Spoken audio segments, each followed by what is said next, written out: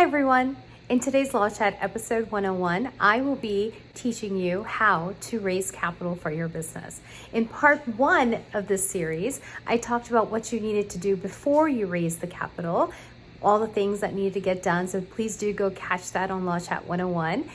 But in today's episode, I'm going to teach you 8 ways of funding your business, 8 different ways of how you can raise capital for your business.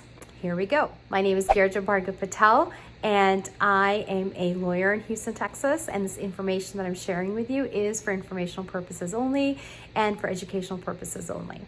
So how to raise capital for your business. And so there's many ways to do that. And like I said in part one, there's certain things that you need to get done in order to make sure that you are prepared, you look legitimate, you have authority, and you also feel more confident when you ask for that money. In today's episode, I'm going to be teaching you 8 ways to actually ask for the money, 8 ways you can raise the capital. So number 1 is crowdfunding. You all might have heard about crowdfunding. It's far newer concept than the other concepts out there.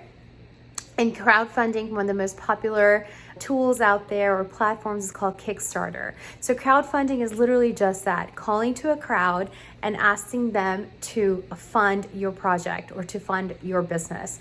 And so there's many different types of crowdfunding platforms out there or programs out there.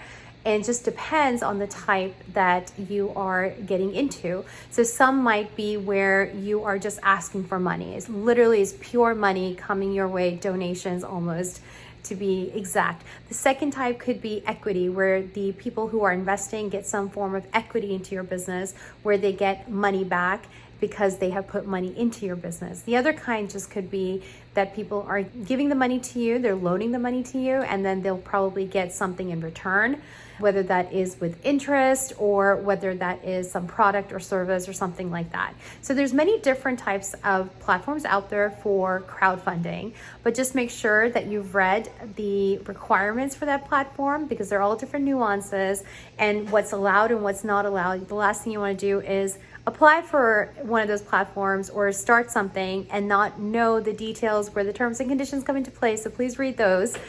And then you get kicked off because you're not following the rules. So make sure you follow the rules for all the different platforms that are out there. And you also figured out what kind of money you want and the strings that are attached to them. So that's number 1, crowdfunding. Number 2, angel investors. So angel investors are essentially people that are investing in your business. A lot of times they could be a company or they could be individuals who have money and they want to invest in your business. And so you are bringing to them your business plan, you're bringing to them your ideas, and usually it's a startup company or some type of company that they're investing in. And so angel investors are generally silent partners, silent investors. They don't have much say on what's going on, and they also don't want that say. They're just investing so that they can reap the benefits later on. Number 3 is venture capitalists. So the difference between the venture capitalists and the angel investors is pretty much that venture capitalists like to have a say in the management of your business. So while they are also investing in a new business, in a new startup, or a new business in and of itself, they want to have some type of management role or a say in it. And so they want to have some control in your business as well. And so if you've seen Shark Tank, that's kind of like an idea over there of what the venture capitalist investment could be like, where they're like, okay, we're going to give you this much money, but then we want something in return. And we want to have a say in your business. And so that's the main difference between a venture capitalist and an angel investor. Angel investor either wants some royalty or they want some form of equity in your business, but they don't really want a say, whereas venture capitalist investors want a say in your business. Number 4 is the Small Business Administration, aka SBA. SBA is a place with tons of resources. You can go there, get a lot of resources from them. They can even start helping you on how to create a business plan. So aside from all the loans that you could possibly get, you can also get a lot of guidance and instruction on how to start the business, the basics of the business. I know for a fact that they help with business planning. I know for a fact that they also help with LLC or other entity formations as well. So don't hesitate to reach out to them prior to even asking them for a loan or for money. You can even go onto the website and see all the resources that they have for business owners and entrepreneurs. It's a tremendous amount of wealth of information is there. And so definitely leverage that information and take advantage of it. And plus they have so many different loans that you can apply for, and hopefully you can also get from them. Aside from loans, they also offer grants, and they also offer other forms of money to people asking. And so that's because they are catering to not just small businesses, but they're also catering to nonprofits and also to educational institutions as well. So Small Business Administration, the SBA, is a wonderful source. Number 5, personal financing. So personal financing is basically you are financing your own business, and that is wonderful. And you can definitely do a hybrid of all of these as well. So don't think you can only do one or the other. A lot of times, many investors or other people want to see how much money you are putting in. What skin do you have in the game? So personal financing is definitely there. You just want to make sure that it's making sense. And so reach out to a CPA or reach out to a financial analyst who can help you and figure that one out. But personal financing is definitely an option, and it's definitely not just a option that can live alone, but it can be something of a hybrid with other options that are available too.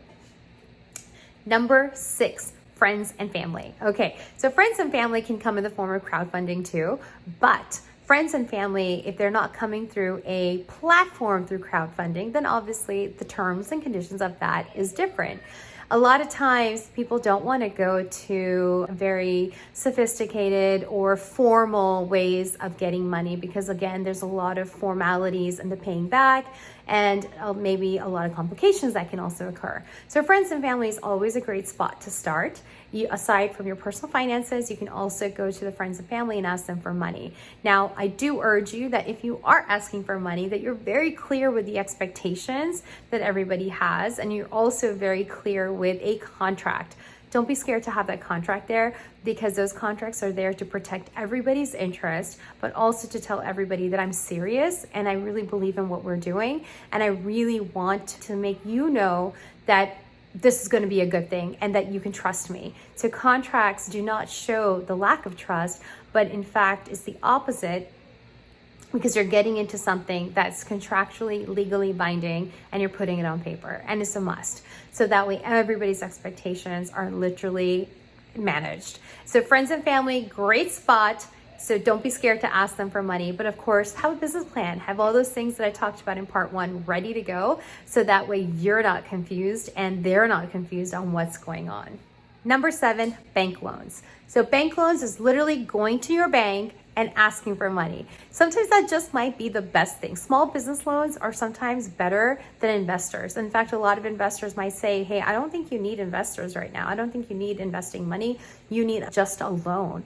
And that is what actually makes sense for your business model, or what actually makes sense for your finances also. So definitely explore the small business loans for yourself as well, because it might be the more viable option for your business as well. And of course, number 8, be creative. I know a lot of times we start businesses and we're just, either we're getting people to work for us, having them do services for us, or we're, acquiring raw material or products from somebody else, like manufacturers or distributors. Be creative. Sometimes you don't want to go ask for the money. You have some money that you can start with. So what you can do is be creative in your payment plans with your vendors or with your distributors or with your manufacturers or anybody else, your third parties, and have a system in place where you are, getting stuff from them and paying them upon a certain period, like 30 days, 60 days, or paying them when something is sold or when there's an order placed, and that's when you are paying them. So it doesn't hurt to get creative. It doesn't hurt to even ask that question. Don't be scared to ask that question. Now, I've gone through the 8 different forms of funding your business and asking for capital. So number 1, crowdfunding. Number 2, angel investors. Number 3, venture capitalist. Number 4, Small Business Administration, the SBA. Number 5, your personal financing. Number 6, your friends and family. Number 7, bank loans. And number 8, be creative. Now, with everything that I have said in the part 1 and part 2 is so that you are far better prepared when you go and ask for that money. You know why you're asking for that money. You know how you need to ask for that money, how you're going to be using that money. And also, do you want to dilute the ownership of your business, or do you want to keep the ownership, but you still need that money? So you've already figured out the kind of money that's coming in because you're seeing, in the future, how I intend to own my business, how I intend to grow my business. And sometimes you just may not know all the answers, but just having something written down and knowing where you're going with it can be super helpful. If this was helpful to you and it really benefited you, subscribe, because that's going to be helpful to me and to somebody else who's looking for some of this information to grow their business. So I hope you love this. Subscribe, and I will catch you later this week on Law Chat.